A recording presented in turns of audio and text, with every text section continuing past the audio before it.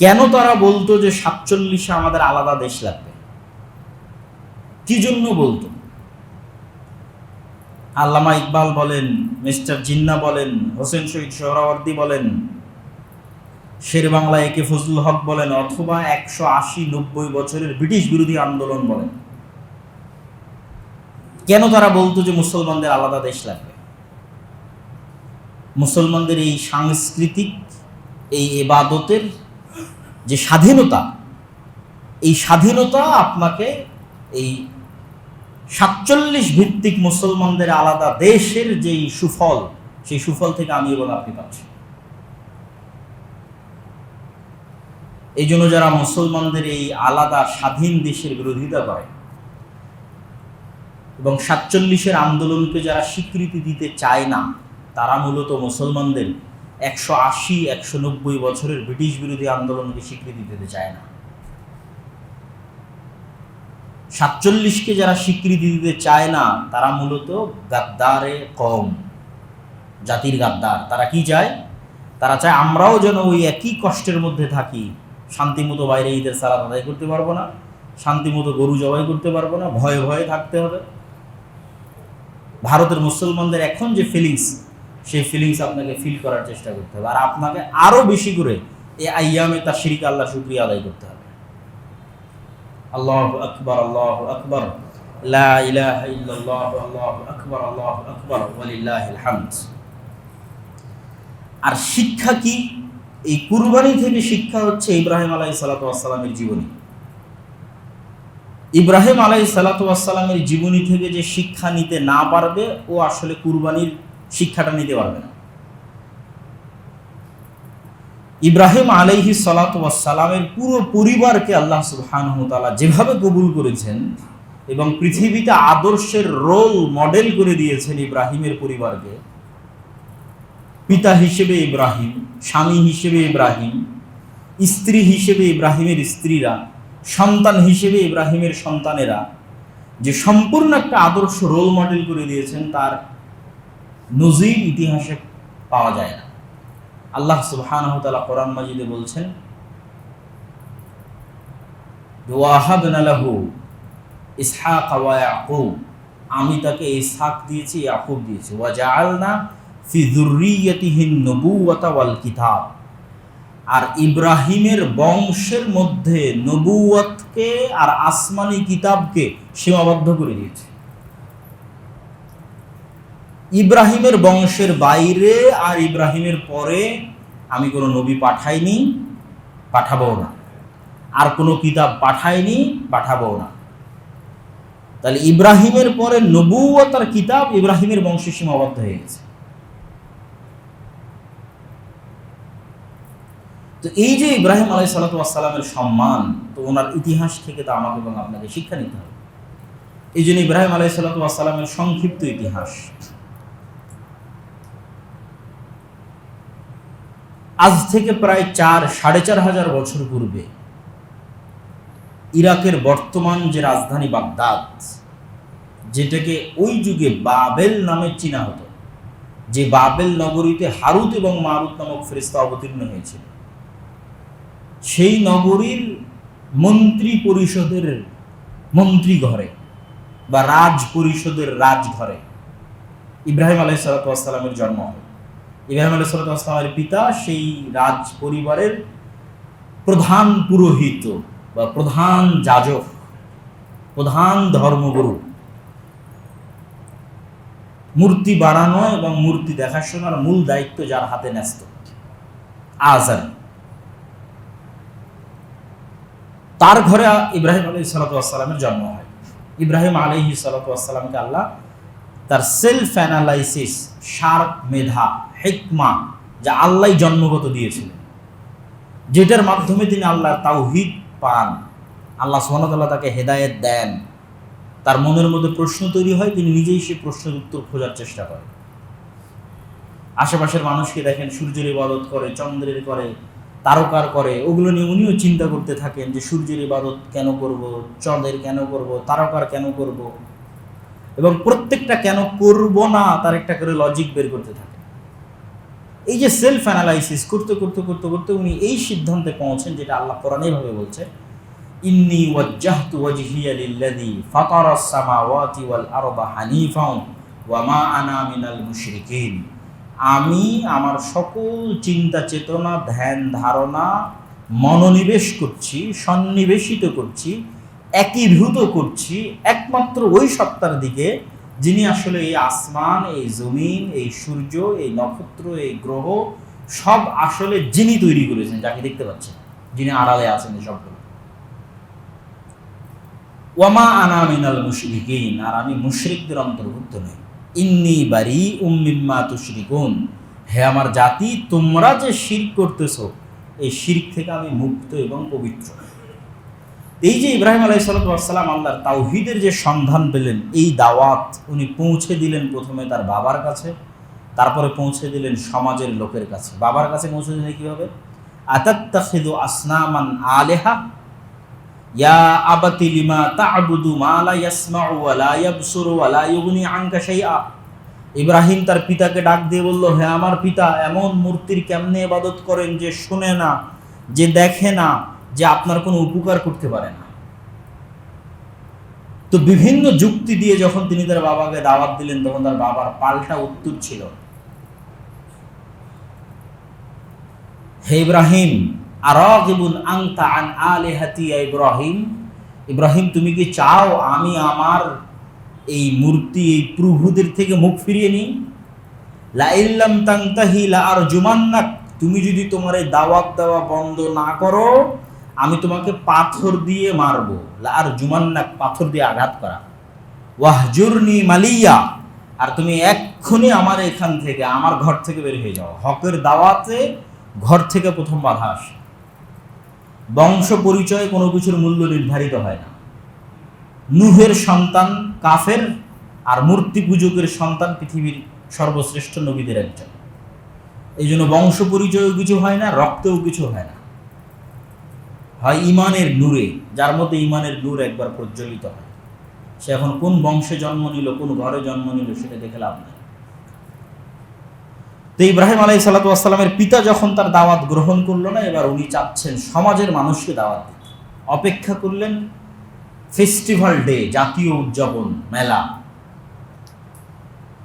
সবাই যখন মেলায় চলে গেল, উনি অসুস্থতার অজুহাতে গেলেন না। ফাজাআলাহুম জুদাদান ইল্লা কাবীরাল্লাহুম, সব মূর্তি ভেঙে বড়টাকে রেখে দিয়েছেন। সবাই যখন ফিরে আসলো, কে করেছে এই কাজ? আফআলতা আনতা হাযা বিআলিহাতিনা ইব্রাহিম, আনতা ফাআলতা হাযা, হে ইব্রাহিম, তুমি কি আমাদের প্রভুদের সাথে, আমাদের ইলাহদের সাথে এই কাজ করেছো ইব্রাহিম তুমি? কেন সবার সন্দেহের তীর ইব্রাহিমের দিকে, যেহেতু মূর্তি বিরোধিতার গন্ধ তার কাছ থেকে আসে, আর সে মেলায় যায়নি। তখন ইব্রাহিম আলাইহিসসালাম বলছেন, ফাসআল বাল কাবীরুহুম, বরং এই ঘটনা ঘটিয়েছে সবচেয়ে বড়টা, তোমরা পারলে এদেরকে জিজ্ঞেস করো, ইনকানু ইয়ানতিকুন, যারা আহত অবস্থায় পড়ে আছে এদের জিজ্ঞেস করো যদি এরা কথা বলতে পারে।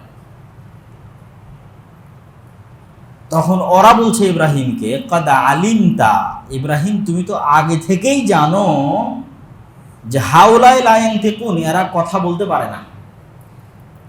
এই উত্তরের অপেক্ষা ইব্রাহিম আলাইহিস সালাম ছিলেন। এটা মূলত ওনার দাওয়াত দেওয়ার একটা পদ্ধতি, একটা কৌশল। মূর্তি ভাঙতে হবে রাগে ক্ষোভে, এই উদ্দেশ্য নয়। এই পয়েন্টে তো ওরা আসবে। বড়টাকে তো এই জন্যই রাখা আছে যে উনি বলবেন যে যেগুলো আহত হয়েছে এগুলোকে জিজ্ঞেস করে, বড়টাই ভেঙেছে। তো ওরা তো বলবে যে এরা কথা বলতে পারে না। এই পয়েন্টের অপেক্ষা। এবারে ইব্রাহিম আলাইহিস সালাম তার দাওয়াতটা দিয়ে দিলেন, যে তাওহীদের দাওয়াত উনি ওনার বাপকে দিয়েছেন, যে তোমরা এমন সত্তার কিভাবে ইবাদত করো, মা লা ইয়ানফাউকুম ওয়া লা ইয়াদুররুকুম শাইআ, যে সত্তা তোমাদের ক্ষতিও করতে পারে না, উপকারও করতে পারে না, কথাও বলতে পারে না। তো জনগণের তো এই যুক্তির কোনো উত্তর নাই জনগণের কাছে। তখন সবাই মিলে ইব্রাহিম আলাইহিসসালামকে নিয়ে গেল বাদশার দরবারে। এত বড় ভয়ঙ্কর ভয়াবহ দাওয়াত একবার বাপের কাছে দিচ্ছে, একবার সমাজের মানুষের কাছে দিচ্ছে, কিন্তু যুক্তিতে টিকা যাচ্ছে না। এবার বাদশাহ ইব্রাহিমের কাছে জানতে চাইলো, তুমি কোন রবের ইবাদত করো? তো রব্বুস সামাওয়াতি ওয়াল আরদ, আসমান এবং জমিনের যিনি রব। বলল তোমার রব কি করতে পারে? বলে ইহয়ী ওয়া ইউমীত, আমার রব মৃতকে জীবিত করতে পারে, জীবিতকে মৃত করতে পারে। তাহলে এটা এমন কি কাজ হলো যেটা আমি পারি না? ফাঁসির মৃত্যুদণ্ডপ্রাপ্ত আসামিকে মুক্ত করে দিল চোখের সামনে, তখন ইনস্ট্যান্ট। আর একজন নিরপরাধ মানুষকে হত্যা করলো, বলে এই যে মৃতকে জীবিতকে মৃত করলাম, মৃতকে জীবিত করে দিলাম, তোমার আবার কি করতে পারে?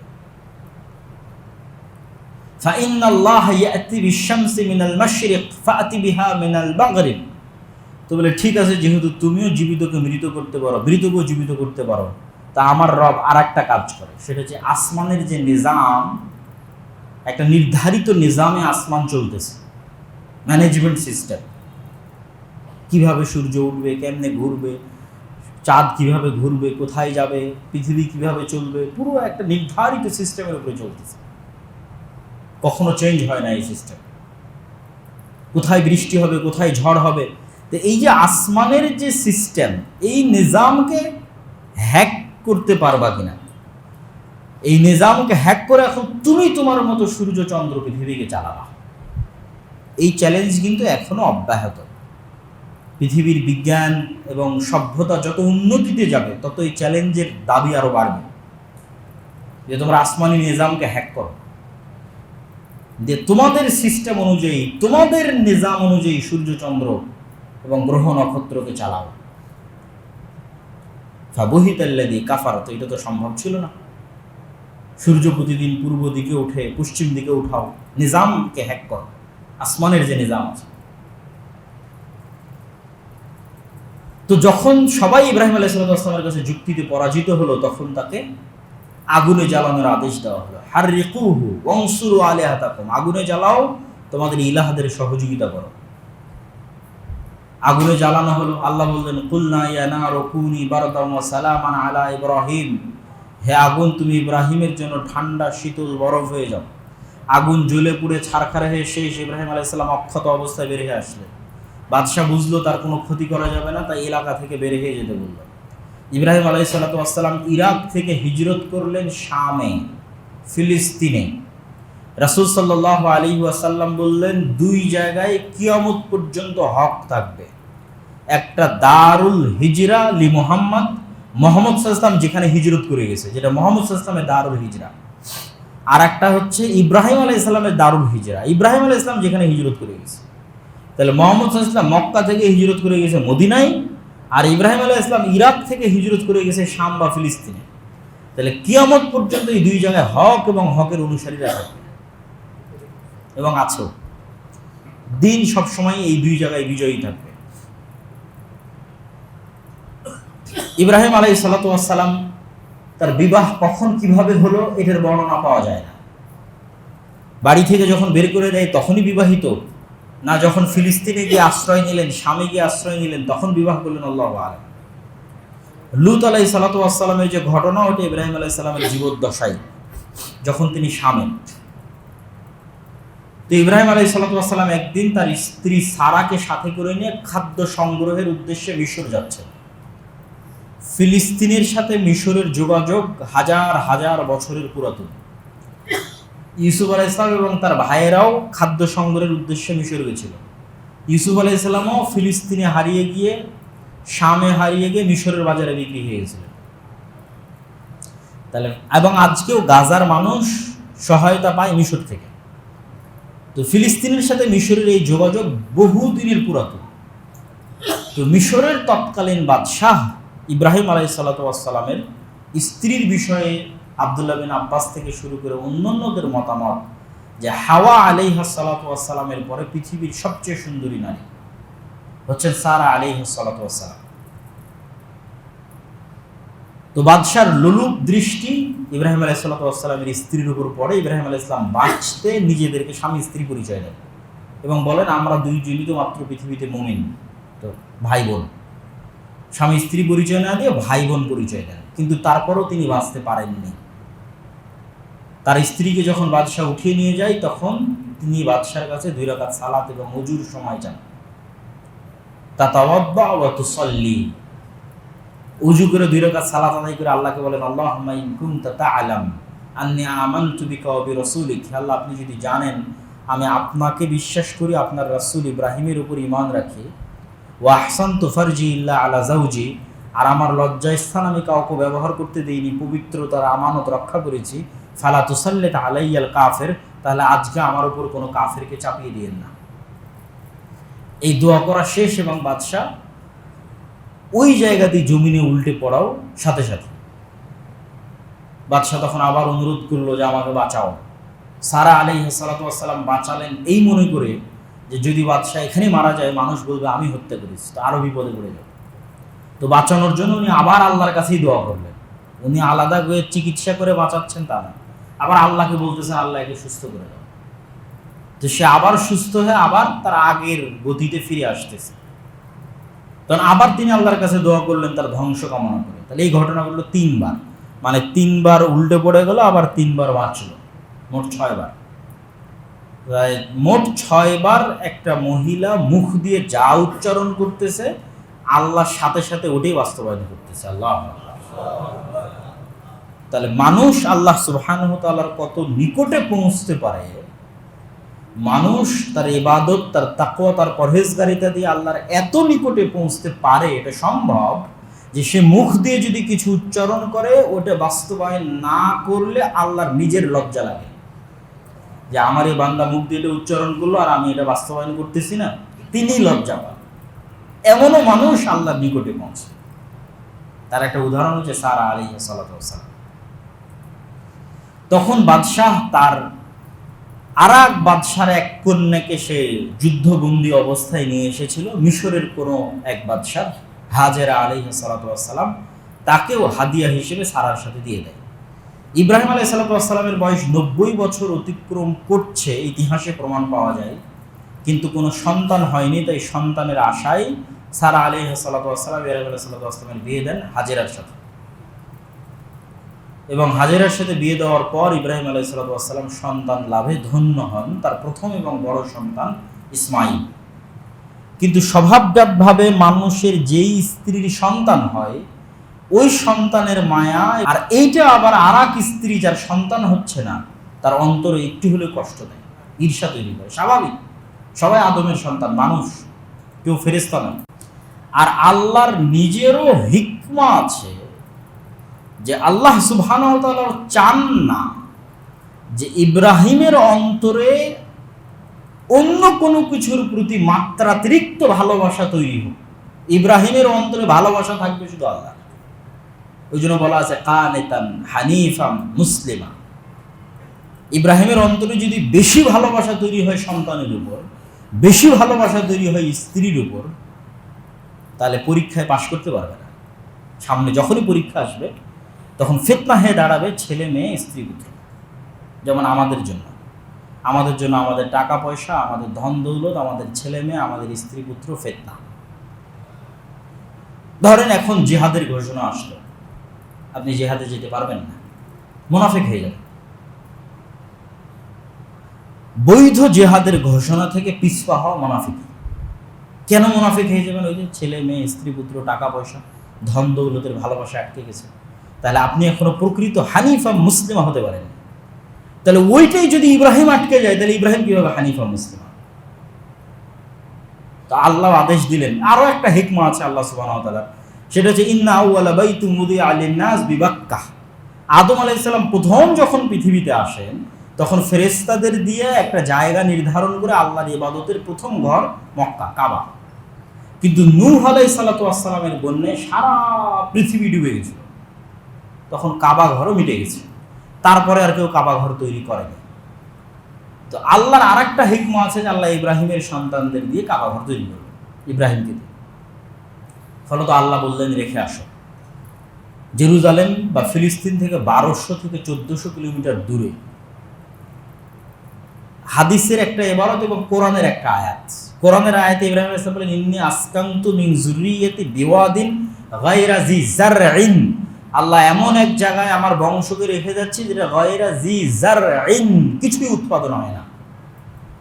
আর হাজেরার মুখের বাক্য হাদিসে সহিহ বুখারীতে লাইসা ফিহি ইনসুন ওয়ালা শাই, মানুষ তো নাই, কিছুই নাই। কিছুই উৎপাদন হয় না মানে ঘাসও উৎপাদন হয় না। তাহলে গাছপালা নাই, ঘাস যেখানে নাই, ঘাসই নাই, তো গাছপালা থাকবে কি? আর বলেছে মানুষ নাই কিছুই নাই। তাহলে মানুষ নাই কিছুই নাই মানে মানুষ তো নাই, পশু পাখি প্রাণী জীব জন্তু জানোয়ার কিচ্ছু। তাহলে জীবন ধারণের কোনো ব্যবস্থাপনা নাই। এরকম জায়গায় যখন রেখে আসতেছেন, হাজেরা পিছন থেকে বলছেন আইনা তাযহাব আনতা ইব্রাহিম, আপনি কোথায় যাচ্ছেন? 3 বার পড়ার পর কোনো উত্তর না পেয়ে তিনি বলছেন আল্লাহ আমারাক, আল্লাহ কি আপনাকে আদেশ দিয়েছে? না, আল্লাহ আদেশ দিয়েছে। তখন স্ত্রী বলছে ফালাই ইউদাইয়া আল্লাহ আবাদা, যদি আল্লাহর আদেশ হয়ে থাকে তাহলে আমাদের নিরাপত্তার দায়িত্ব আল্লাহর উপর, আমাদের রিজিক এবং হেফাজতের দায়িত্ব আল্লাহর উপর, তাহলে আমাদের আর কোনো ক্ষতি হবে না। এই যে ঈমান, এই তাওয়াক্কুল, এই ভরসা যদি আপনি এই কুরবানির সময় না শিখতে পারেন তাহলে এই কুরবানির ফায়দা হলো না। ইব্রাহিমের জীবনী থেকে শিখতে হবে। তো ইব্রাহিম আলাইহিস সালাম আড়ালে গিয়ে দোয়া করছেন, ইন্না আসকান্ত, ওই যে আয়াতের অনুবাদ করলাম, হে আল্লাহ এমন জায়গায় রেখে যাচ্ছি যে জায়গায় কিছু উৎপাদন হয় না। কেন রেখে যাচ্ছি? রব্বানা লিউকিমুস সালাহ, ওই আয়াতের মধ্যেই আছে আল্লাহ এদের রেখে যাচ্ছে আর এখানে সালাত প্রতিষ্ঠা করবে। তাহলে সালাতের গুরুত্ব দেখেন। দোয়ার মধ্যে প্রথমে বলছে আল্লাহ এমন জায়গায় রেখে যাচ্ছে যেখানে কিছু উৎপাদন হয় না। আল্লাহ এদের রেখে যাচ্ছে কেন? লিউকিমুস সালাহ, এরা এখানে সালাত প্রতিষ্ঠা করবে। আল্লাহুম্মা জাআল আফইদাতান মিনান নাস, হে আল্লাহ মানুষের কিছু মানুষের অন্তরকে তাহবি ইলাইহিম, এদের দিকে ঘুরিয়ে দেন, এই শহরের দিকে ঘুরিয়ে দেন, এখানে মানুষজন আসুক, বাস করুক, না হলে এরা থাকবে কিভাবে? ওয়ারযুকহুম মিনাস সামারাত, আর ফলমূল থেকে এদের খাবারের ব্যবস্থা করে। এই দোয়া ইব্রাহিম আলাইহিস সালামের, যে কোরআনের আয়াতে আল্লাহ সুবহানাহু ওয়া তাআলা বলছেন। তো এইভাবেই ঘটনা ঘটলো। তারপরে তো সাফা মারওয়ার দৌড়াদৌড়ির ঘটনা আপনারা জানেন, জিবরাইল আলাইহিস সালামের আগমন এবং জমজম কুয়া তৈরি হওয়ার ঘটনা জানেন। সাফা মারওয়ার এই ঘটনা থেকেও শিক্ষা হচ্ছে যে হাজেরা আলাইহিস সালাম যে সাফা এবং মারওয়ায় দৌড়াচ্ছেন এটা কোনো ইবাদত নয়।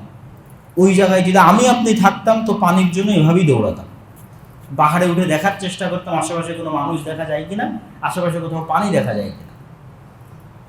কিন্তু হাজেরা ইবাদত নয়, উনিও পানির সন্ধানে এই যে দৌড়াদৌড়ি করলেন, তো ওনাদের তাকওয়া, পরহেজগারিতা এবং আল্লাহর উপর ঈমান এবং আল্লাহর উপর ভরসা কোন লেভেলের ছিল যে হাজেরার এই সাধারণ কাজকে আল্লাহ কিয়ামত পর্যন্ত ইবাদত বানিয়ে দিয়েছে।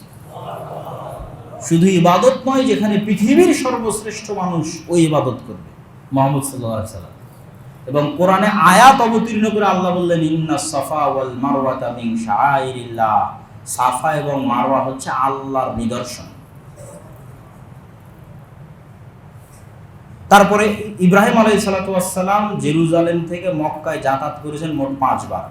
একবার রেখে আসলেন, দ্বিতীয়বার ফালাম্মা বালাগা মাআহু সাইয়া, যখন ইসমাঈল আলাইহিস সালাম দৌড়াদৌড়ি করতে পারেন তখন,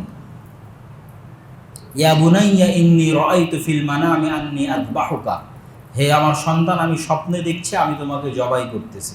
নবীদের স্বপ্ন আল্লাহর ওহী, শুধু নবীদের নয়, কিয়ামত পর্যন্ত ওহীর একটা দরজা খোলা আছে, সেটা সত্য স্বপ্ন। রাসূল সাল্লাল্লাহু আলাইহি ওয়াসাল্লামের হাদিস, কিয়ামত পর্যন্ত ওহী এবং নবুয়তের একটা দরজা খোলা আছে, যেটা হচ্ছে সত্য স্বপ্ন। এটা দিয়ে কেউ দাবি করতে পারবে না যে না আমি নবী বা আমি ওহী পাচ্ছি, এটা না।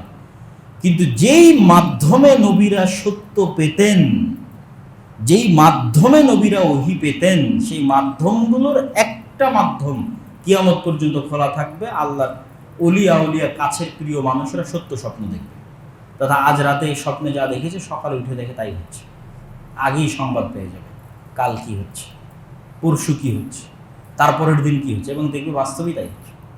এখন এরকম অসংখ্য আল্লাহওয়ালা পরহেজগার মানুষ আছে যারা রাতে যা স্বপ্নে দেখে পরের দিন তাই হয়। তো নবীদের স্বপ্ন হচ্ছে আল্লাহর আদেশ। তখন ইসমাঈল আলাইহিস সালাম বললেন, ইব্রাহিম আলাইহিস সালাম ইসমাঈলকে বললেন ফানজুর মাজা তারা, তোমার মতামত কি বলো? বলে ইয়া আবাতি ফাআল মা তুমার সাতাজিদুনি ইনশাআল্লাহু মিনাস সাবিরিন, হে আমার পিতা আল্লাহ আপনাকে যে আদেশ দিয়েছে সেটা করেন, আপনি আমাকে ধৈর্যশীলদের অন্তর্ভুক্ত পাবেন। তারপরে যখন ইব্রাহিম আলাইহিস সালাম জবাই ফালাম্মা আসলামা ওয়া তাল্লাহু লিল জাবিন, দুইজন যখন ইসলাম গ্রহণ করলো, মুসলিম মানে কি, দুইজন এখানে ইসলাম গ্রহণ করলো মানে কি, শাব্দিক অর্থ করতেছে। ফালাম্মা আসলামা মানে একজন নিহত হওয়ার জন্য প্রস্তুত আর একজন জবাই করার জন্য প্রস্তুত। কেন? এটা আল্লাহর সিদ্ধান্ত, তাই এই হলো আত্মসমর্পণ।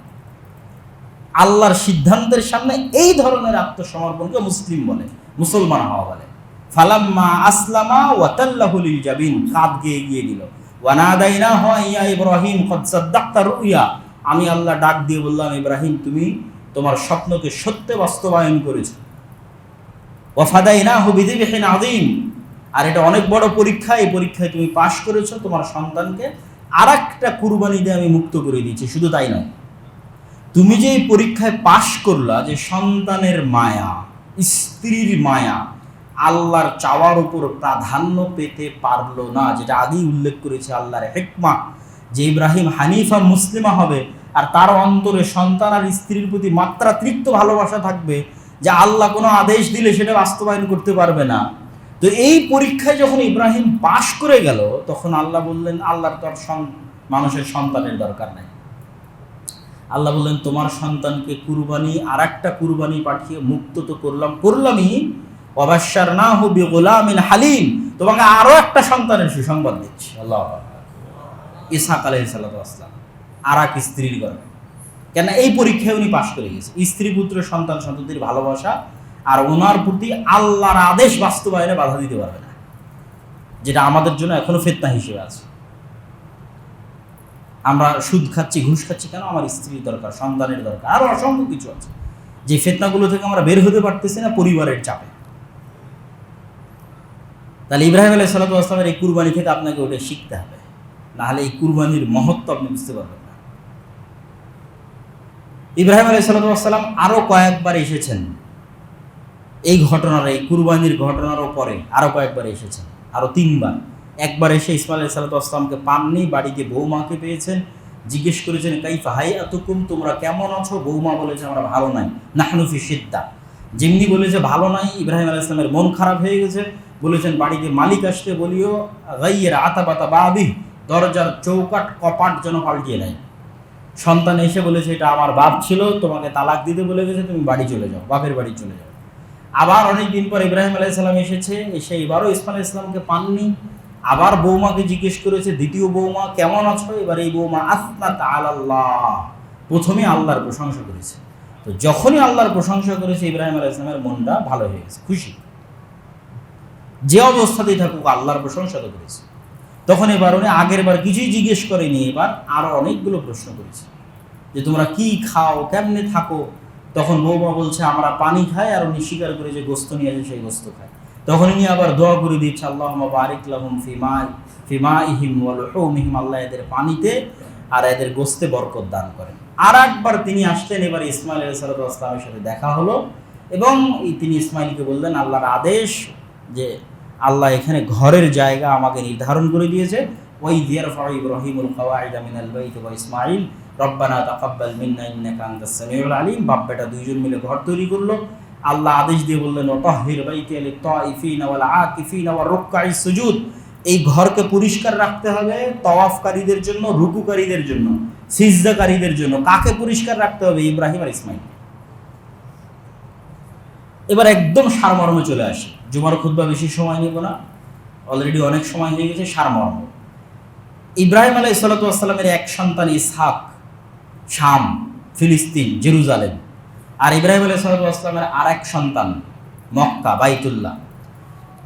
তো ইসহাকের সন্তান ইয়াকুব, ইয়াকুবের সন্তান ইউসুফ, ইউসুফেরা 12 ভাই। তাদেরও 300-400 বছর পর মুসা, মুসা আলাইহিস সালামের ভাই হারুন, তারপরে ইউশা বিন নুন, তার 200-300 বছর পর দাউদ, দাউদের সন্তান সুলাইমান, এর মধ্যে আইয়ুব আছে, তারপর ইউনুস আছে, এর মধ্যেই আছে। আর তারপরে শেষের দিকে আছে জাকারিয়া, ইয়াহইয়া, ঈসা, মারিয়াম। এই যে লম্বা সময় বানু ইসরাইলের, প্রায় 2000 বছর আনুমানিক, এই 2000 বছরে ইসমাইলের সন্তানেরা কিন্তু মক্কাতে আছে। মক্কাতে ওরা কাবা ঘরে তাওয়াফও করে, হজও করে, এবং আশেপাশের আরবের অঞ্চল থেকে মানুষ হজও করতে আসে। আলাম তারা কাইফা ফাআলা রাব্বুকা বিআসহাবিল ফিল, ওই যে আব্রাহার ঘটনা, কাবাঘর ভাঙতে আসা, মুহাম্মদ সাল্লাল্লাহু আলাইহি ওয়াসাল্লাম তখন জন্মই হয়নি। তথা আব্দুল মুত্তালিব এবং এদের সন্তানদের দায়িত্বই কাবাঘরের দেখাশোনা করা। কেউ কাবাঘরে আসলে জমজমের পানি উঠিয়ে ওদেরকে পান করা, ওই যে আল্লাহর আদেশ তাহির বাইতিয়া লিত-তাইফিনা ওয়াল আকিফিনা ওয়ার রুকআইস সুজুদ, এখানে যারাই আসবে এদের জন্য এই ঘর পরিষ্কার রাখা, খেদমত করা, সেবা করা তোমাদের দায়িত্ব। তাহলে এই 2000 বছরে কিন্তু ইসমাইলের বংশধরেরা এই কাবাঘর দেখাশোনা করে যাচ্ছে। এই 2000 বছরে কেউ ইসমাইলের সন্তানের নবীর দাবি করেনি, এবং মুহাম্মদ সাল্লাল্লাহু আলাইহি ওয়াসাল্লামের পরে আজ পর্যন্ত কেউ ইসমাইলের বংশে আর নবীর দাবি করেনি। এটা মুহাম্মদ সাল্লাল্লাহু আলাইহি ওয়াসাল্লামের সত্য নবী হওয়ার অনেক বড় একটা মুজিজা।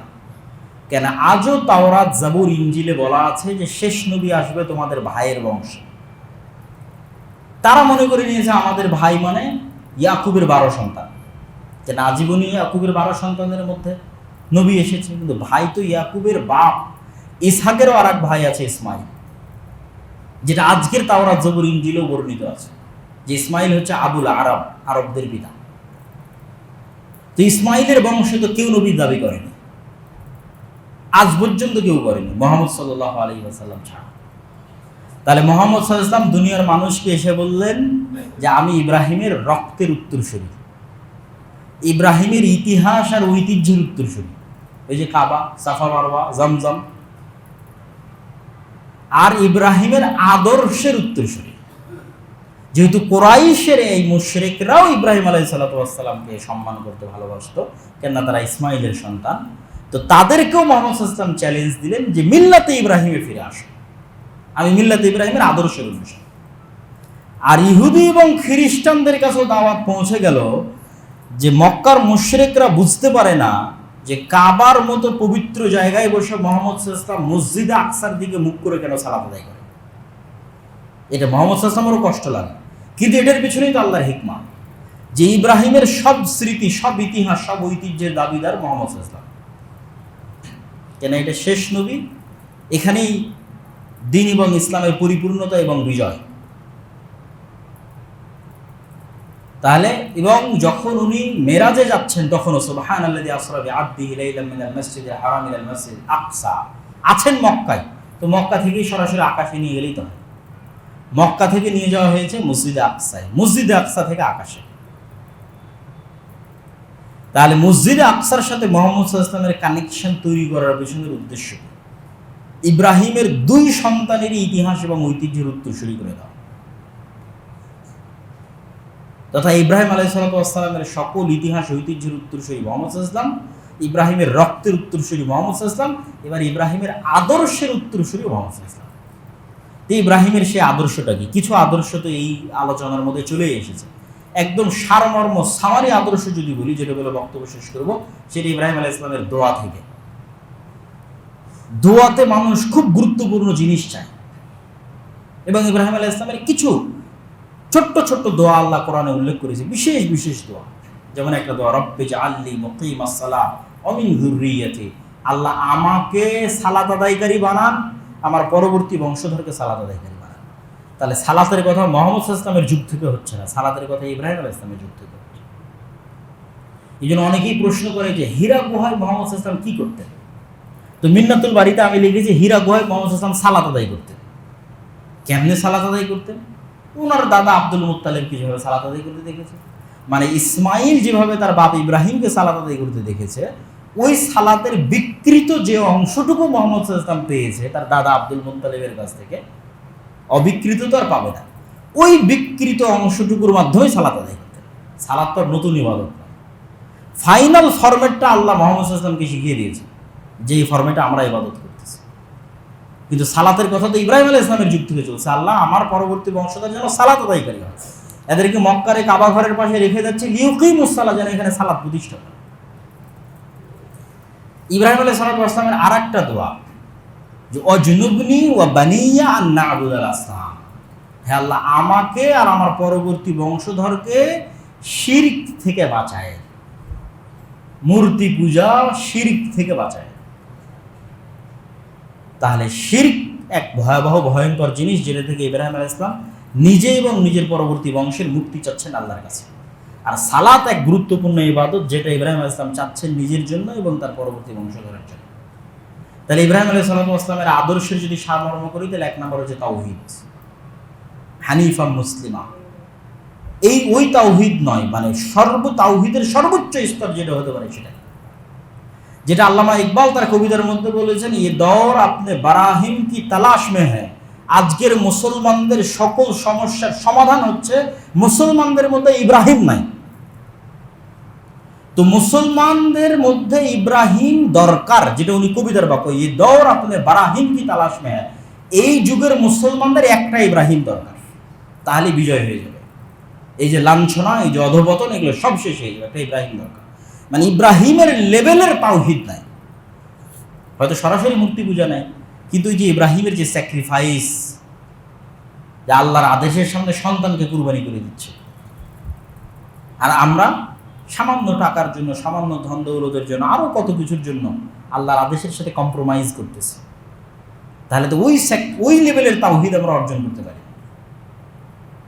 তাহলে ইব্রাহিমের আদর্শের 1 নাম্বার হচ্ছে তাওহীদ, এবং ইব্রাহিমের আদর্শের 2 নাম্বার হচ্ছে সালাত, এবং ইব্রাহিমের আদর্শের 3 নাম্বার হচ্ছে তার পুরো পরিবারের যে ইখলাস এবং তাওয়াক্কুল আলাল্লাহ এবং মসজিদের সাথে কানেক্টিভিটি, যে 2 সন্তানের 2 বংশধরই আল্লাহর 2টা মসজিদের খাদেম, মসজিদে আকসা এবং বাইতুল্লাহ। এটা আদর্শ পরিবার তৈরির ভিত্তি।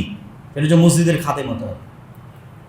কেউ যদি চায় তার পরিবারকে আদর্শ পরিবার বানাবে, তাহলে বাপকেও মসজিদের খাদেম হতে হবে, সন্তানকেও মসজিদের খাদেম বানাতে হবে। মসজিদের সাথে সম্পর্ক রক্ষার মাধ্যমেই আদর্শ পরিবার তৈরি হওয়া সম্ভব।